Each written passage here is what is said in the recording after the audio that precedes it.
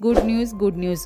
ಮೂರನೇ ಬಾರಿಗೆ ಪ್ರಧಾನಿಯಾಗಿ ಪ್ರಮಾಣ ವಚನ ಸ್ವೀಕರಿಸಿದ ಬಳಿಕ ನರೇಂದ್ರ ಮೋದಿಯವರು ಮೊದಲ ಸಚಿವ ಸಂಪುಟ ನಡೆಸಿದ್ದು ಮಹತ್ವದ ತೀರ್ಮಾನ ಕೈಗೊಳ್ಳುವ ಮೂಲಕ ದೇಶದ ಜನತೆಗೆ ಬಂಪರ್ ಗುಡ್ ನ್ಯೂಸ್ ನೀಡಿದ್ದಾರೆ. ಹೌದು, ಒಂದೇ ದಿನ ಒಟ್ಟು 2 ದೊಡ್ಡ ಯೋಜನೆಗೆ ಅಸ್ತು ನೀಡುವುದರ ಮೂಲಕ ನಮ್ಮ ದೇಶದ ನಗರ ಹಾಗೂ ಗ್ರಾಮೀಣ ಪ್ರದೇಶದಲ್ಲಿ ವಾಸ ಮಾಡುತ್ತಿರುವ ಜನಸಾಮಾನ್ಯರಿಗೆ ಸಂತಸ ನೀಡಿದ್ದಾರೆ.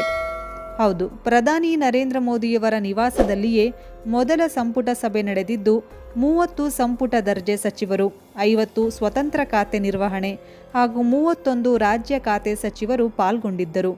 ಮೊದಲ ಸಂಪುಟ ಸಭೆಯಲ್ಲಿ ಬಡವರಿಗೆ ಅನುಕೂಲವಾಗುವ ನಿಟ್ಟಿನಲ್ಲಿ ನಿರ್ಧಾರ ಕೈಗೊಳ್ಳಲಾಗಿದ್ದು, ಇದಕ್ಕೆ ಎಲ್ಲ ಸಚಿವರು ಸಹಮತವನ್ನು ಸೂಚಿಸಿದರು. ಇದರೊಂದಿಗೆ ಮೊದಲ ಸಂಪುಟ ಸಭೆಯಲ್ಲಿಯೇ ಬಡವರಿಗೆ ಅನುಕೂಲವಾಗುವ ದಿಸೆಯಲ್ಲಿ 3 ಕೋಟಿ ಮನೆಗಳನ್ನು ನಿರ್ಮಿಸುವ ಮಹತ್ವದ ತೀರ್ಮಾನವನ್ನು ಮೊದಲ ಸಂಪುಟ ಸಭೆಯಲ್ಲಿ ಕೈಗೊಳ್ಳಲಾಗಿದೆ. ಅದೇ ರೀತಿಯಾಗಿ ಪ್ರಧಾನಮಂತ್ರಿ ಕಿಸಾನ್ ಸಮ್ಮಾನ್ ನಿಧಿ ಯೋಜನೆಯ 17ನೇ ಕಂತಿನ 2,000 ರೂಪಾಯಿ ಹಣ ಎಲ್ಲರ ಖಾತೆಗೆ ಡಿಬಿಟಿ ಮೂಲಕ ವರ್ಗಾವಣೆ ಮಾಡಿದ್ದಾರೆ.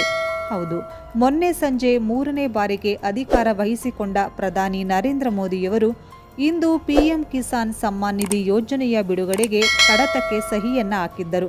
ಇದು ಅವರು 3ನೇ ಅವಧಿಯಲ್ಲಿ ಸಹಿಯನ್ನ ಹಾಕಿದ ಮೊದಲ ಫೈಲ್ ಆಗಿದೆ. ಪಿಎಂ ಕಿಸಾನ್ ಯೋಜನೆಯ 17ನೇ ಕಂತು ಪ್ರಯೋಜನವಾಗಲಿದ್ದು ಸುಮಾರು 20,000 ಕೋಟಿ ರೂಪಾಯಿ ಬಿಡುಗಡೆ ಮಾಡುವ ಮೂಲಕ ದೇಶಾದ್ಯಂತ ಎಲ್ಲ ರೈತರ ಬ್ಯಾಂಕ್ ಖಾತೆಗಳಿಗೆ ಹಣ ಜಮಾ ಆಗಿದೆ.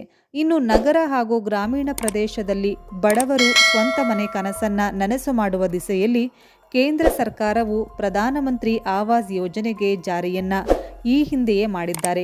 ಈ ಯೋಜನೆ ಅಡಿಯಲ್ಲಿ ಫಲಾನುಭವಿಗಳು ಬಯಲು ಪ್ರದೇಶದಲ್ಲಿ ಮನೆ ನಿರ್ಮಿಸಿಕೊಳ್ಳಲು 1,20,000 ರೂಪಾಯಿಯನ್ನ ನೀಡಲಾಗುತ್ತಿದೆ.